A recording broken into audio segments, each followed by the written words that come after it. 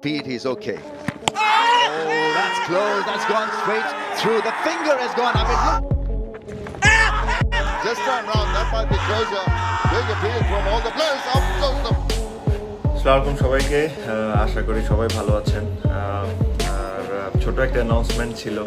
আমি কিছুক্ষণ আগে অবহেলিত মিরাজে ফাইফার দেখে লাইভে এসে বোমা ফাটালেন তামিম ইকবাল। দর্শক, ঘরের মাঠে দাপুটে পারফরমেন্সে ম্যাচের নিয়ন্ত্রণ নিজেদের হাতে তুলে নিয়েছে বাংলাদেশ। প্রথম ইনিংসে ব্যাট হাতে দুর্দান্ত ব্যাটিং করে 413 রানের বিশাল সংগ্রহ গড়ে টাইগাররা। তবে শুরুতে বোলিংয়ে খুব একটা সুবিধা করতে পারেনি স্বাগতিকরা। পাকিস্তানের ব্যাটাররা ধীরে ধীরে ম্যাচে ফিরে আসার চেষ্টা করছিল, কিন্তু ঠিক তখনই ম্যাচের চিত্র বদলে দেন বাংলাদেশের স্পিন জাদুকর মেহেদী হাসান মিরাজ। বল হাতে আক্রমণে এসে একের পর এক উইকেট তুলে নেন মিরাজ। তার টার্ন, বাউন্স আর নিখুঁত লাইন লেংথে দিশেহারা হয়ে পড়ে পাকিস্তানের batting line up. Miraz bowling ছিল দেখার মতো গুরুত্বপূর্ণ সময়ে তুলে নেন 5 উইকেট আর গড়ে তোলেন দুর্দান্ত ফাইফারও 386 রানেই অল আউট হয়। সফরকারীরা মিরাজের এই স্পেলের কারণেই ম্যাচে পুরোপুরি নিয়ন্ত্রণ ফিরে পায় বাংলাদেশ। শেষ বিকেলে দ্বিতীয় ইনিংসে ব্যাট করতে নেমে সতর্ক শুরু করে বাংলাদেশ।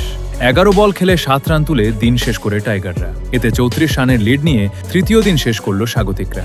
মিরাজের এই দুর্দান্ত বোলিং দেখে সোশ্যাল মিডিয়ায় লাইভে এসে প্রতিক্রিয়া জানান তামিম ইকবাল। তিনি বলেন, মেহেদী হাসান মিরাজ বাংলাদেশের অন্যতম সেরা অলরাউন্ডার। তার বল বুঝতেই পারেনি পাকিস্তানের ব্যাটাররা। তিনি আরও বলেন, মিরাজের ঘূর্ণি কতটা ভয়ঙ্কর আজ সেটা ভালোভাবেই টের পেয়েছে প্রতিপক্ষ। আবারও প্রমাণ হল বড় ম্যাচে বাংলাদেশের সবচেয়ে নির্ভরযোগ্য নামগুলোর একটি মেহেদী হাসান মিরাজ।